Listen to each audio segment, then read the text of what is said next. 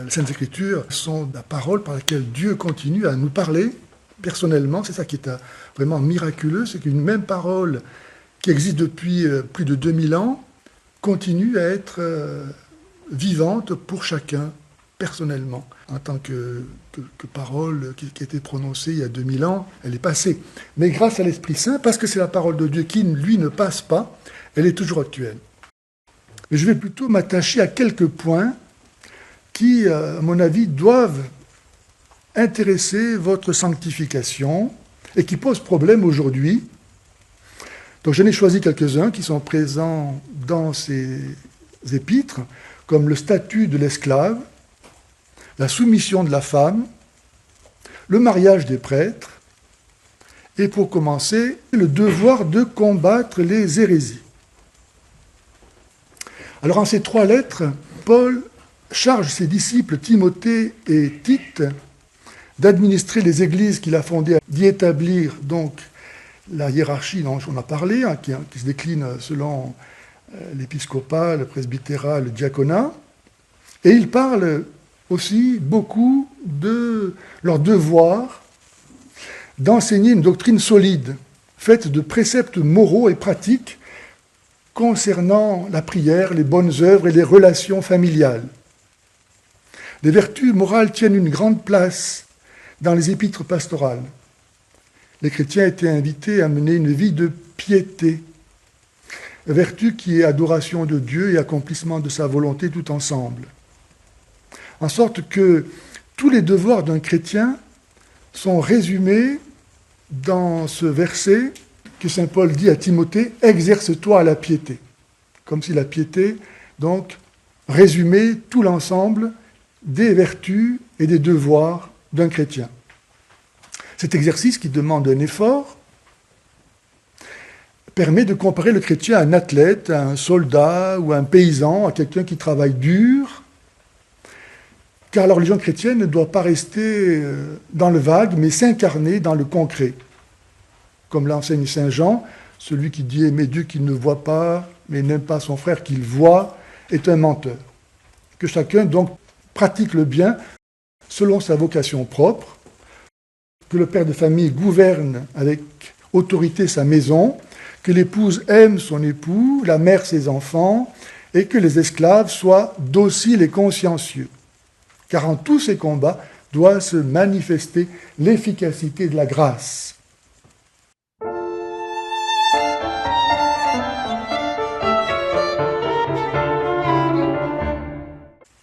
Si saint Paul insiste tant sur la pratique des vertus morales, c'est pour éloigner les chrétiens des fausses mystiques. Son souci est de chasser les discours susceptibles de détourner de la foi.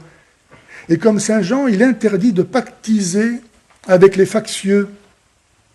Il bannit de la fonction d'enseignement les théologiens sans mandat, les adeptes de l'occultisme et autres gnostiques venus d'Égypte et d'Asie mineure, qui, dès le IIe siècle, feront de Jésus un avatar de la divinité. Mais aussi les judaïsants, ce qu'il appelle ceux de la circoncision, avec leurs mythes, leur généalogie sans fin, leurs fables et autres discussions stériles concernant le salut par l'accomplissement des multiples préceptes de la loi mosaïque. Il faut les faire taire. Mais aussi, ça s'adresse aux chrétiens qui, sous couvert de dévotion, s'introduisent dans les maisons pour débiter leurs élucubrations auprès des femmes en particulier. Non sans raison, car c'est surtout grâce à elles que les cultes de l'Orient et le judaïsme se sont développés dans l'Empire romain, soit tels quels, soit mélangés à une théosophie syncrétique. Pleins d'eux-mêmes, superficiels, désobéissants, cupides, sans discipline intellectuelle, hypercritiques, imbus du prestige d'une science aussi fausse que vaine, ils soulèvent de vains problèmes pour tromper les gens simples et les conduire à faire avec eux naufrage dans la foi. On commence par couper les cheveux en 4 et on finit par rejeter les dogmes. Combien de querelles de mots sont à l'origine de schismes et d'hérésies? Aussi saint Paul a-t-il excommunié plusieurs chrétiens, comme Hyménée et Alexandre, qui enseignaient que la résurrection était un symbole, une réalité purement spirituelle et non pas aussi charnelle. Que dirait-il aujourd'hui de cet ami du pape François, le père Arturio Sosa Abascal, supérieur général de la Compagnie de Jésus, pour qui, je cite, « Le diable existe en tant que réalité symbolique et non en tant que réalité personnelle. » Sans doute le livrerait-il à Satan pour lui apprendre à ne plus blasphémer, comme Paul l'a fait avec Alexandre le forgeron. Les pratiques de la magie ajoutées à celles de la loi mosaïque et à la condamnation du mariage formaient un beau syncrétisme et faisaient de l'Évangile du sel qui n'a plus de goût à force de vouloir plaire à tout le monde. Le danger pour l'Église, déjà, ne venait pas tant de l'extérieur que de l'intérieur d'elle-même. Un mot au sujet de la gnose, contre laquelle ferraille justement l'apôtre, et dans laquelle aujourd'hui s'enracinent des mouvements comme la franc-maçonnerie, le bouddhisme, le New Age, le chiisme et tant d'autres spiritualités prétendues. La gnose voit dans la matière le mal, dont l'auteur est le Dieu de la révélation hébrayo-chrétienne, le Dieu de la Bible, divinité inférieure qui a monstrueusement enfermé des fragments de la divinité dans la matière, en sorte que les âmes, ces étincelles divines, aspirent à rejoindre l'empyrée pour y être réabsorbées en Dieu. Évidemment, ce mythe n'explique pas d'où vient le mal, d'où vient le fait que ce Dieu s'est trouvé prisonnier un beau jour dans la matière, et par qui ? Comment comprendre que le Créateur puisse être mauvais ? Une maison divisée contre elle-même ne peut pas subsister. Reste que le gnostique est une âme céleste, une partie de Dieu, qui est donc Dieu. Il lui suffit de recevoir l'initiation de sa secte, qui lui révèle qu'il est Dieu, pour enfin trouver le chemin qui le ramène à son état originel. Les gnostiques connaissent bien sûr le véritable et caché Jésus, qui n'avait évidemment pas de corps humain, en sorte que c'est un sosie qui a été crucifié à sa place, comme l'explique si bien Allah. Rejetant la révélation chrétienne, Nouveau comme Ancien Testament, par ce mépris de notre condition incarnée, la gnose détruit chez les gnostiques le sens de la famille, de la patrie, de l'ordre social. L'orgueil est ainsi porté à son point d'incandescence et le prétendu spirituel se croit au-dessus de la morale du décalogue. Ne pas commettre de meurtre, de vol, de mensonge, ne pas désirer la femme de son voisin, c'est bon pour les ignorants. Comment un être de nature divine se soumettrait-il à une quelconque autorité ou règle ?